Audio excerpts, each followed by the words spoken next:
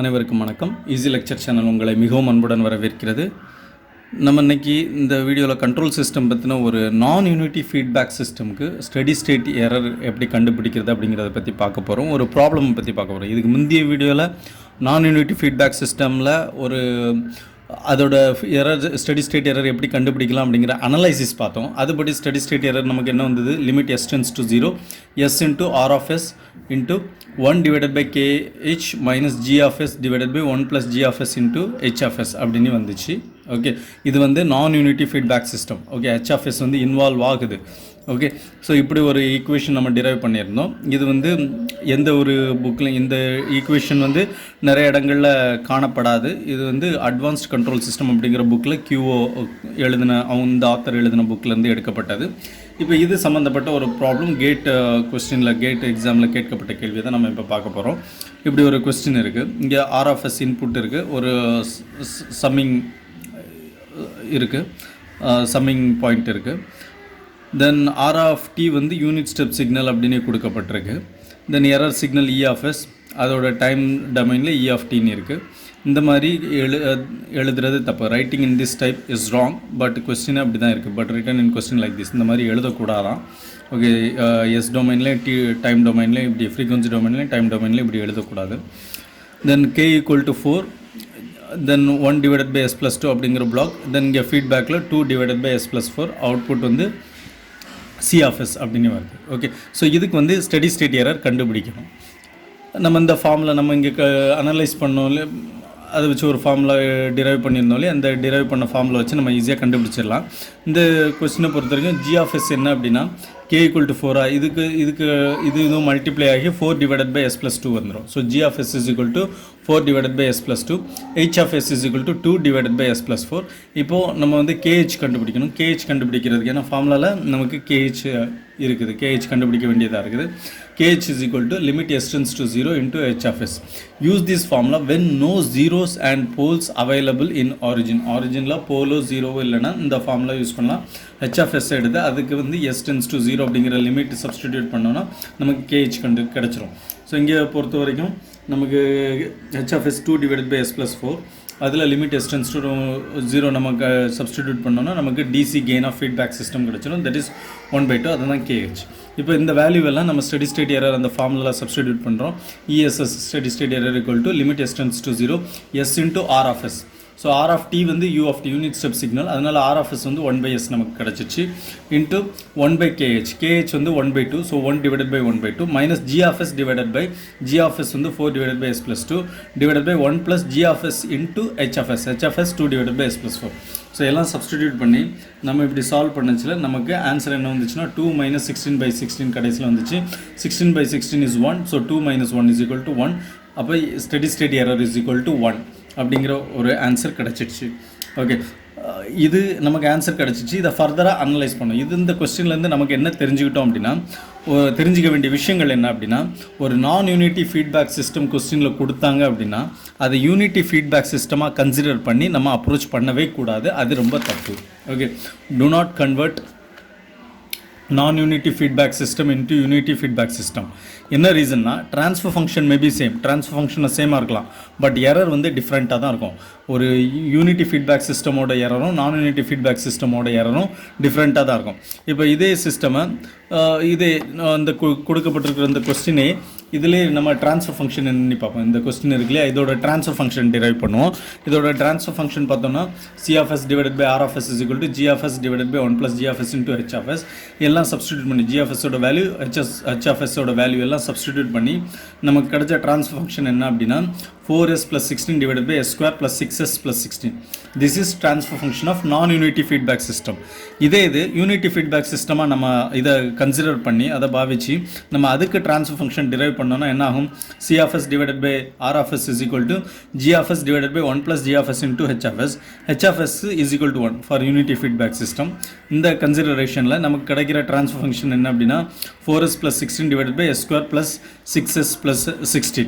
Okay, so இதை நம்ம factorise பண்ணோன்னா GFS is equal to 4s plus 16 divided by s into s plus 2 அப்படி கிடைக்குது. So s into s plus 2னா ஆரிஜினில் ஒரு போல் இருக்குது. ஆரிஜினில் ஒரு போல் இருக்குது அப்படின்னா அது டைப் 1 சிஸ்டமாக மாறிடுது. Conversion is okay, but converted into type 1 system. Type 1 சிஸ்டமாக அது மாறிடுது. ஸோ டைப் 1 சிஸ்டம்க்கு ஸ்டெடி ஸ்டேட் எரர் கண்டுபிடிக்கணும்னா என்ன, இதான் formula 1 divided by 1 plus kp for unit step input. Okay, so kp equal to infinity for type 1 system. அப்போ ஸ்டெடி state எரர் என்னவாக இருக்கும், 0வாக இருக்கும்.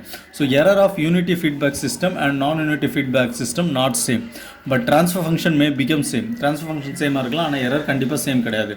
ஓகே, இப்போ question, if the question is to find the error of its unity feedback system make a system with same transfer function. Okay, so ஒரு question unity feedback system, ஒரு கொஸ்டின் கொடுத்துட்டு அது நான் யூனிட்டி ஃபீட்பேக் சிஸ்டமாக இருக்கிற கொஸ்டினுக்கு unity feedback சிஸ்டமோட steady state error கண்டுபிடிக்கணும் அப்படின்னு கேட்டிருந்தாங்கன்னா, அதே சிஸ்டமுங்க நம்ம ஒரு யூனிட்டி ஃபீட்பேக் சிஸ்டமை டிசைன் பண்ணோம், பட் அதோட ட்ரான்ஸ்ஃபர் ஃபங்க்ஷன் எந்த விதத்துலேயும் மாறிடக்கூடாது. ஓகே, இப்போது இந்த கொஸ்டின் பார்த்துக்குவோம். இதில் வந்து இது ஏற்கனவே நம்ம இப்போ டிரைவ் பண்ண கொஸ்டின் தான். இதுக்கு ஸ்டெடி ஸ்டேட் எரர் 1ன்னு நம்ம கண்டுபிடிச்சிருந்தோம். இதோட transfer function CFS divided by RFS equal to GFS divided by 1 + GFS into HFS. இங்கே இது GFS. ஓகே, இது ஃபுல்லாக GFS. இந்த GFSக்கு இன்புட் என்ன வருது, EFS வருது. அவுட்புட் என்ன இருக்குது, CFS இருக்குது. அப்போ CFS இஸ் ஈக்குவல் டு என்னது, EFS into GFS. Okay, CFS is equal to GFS into EFS. So இதை நம்ம அனலைஸ் பண்ணோம்.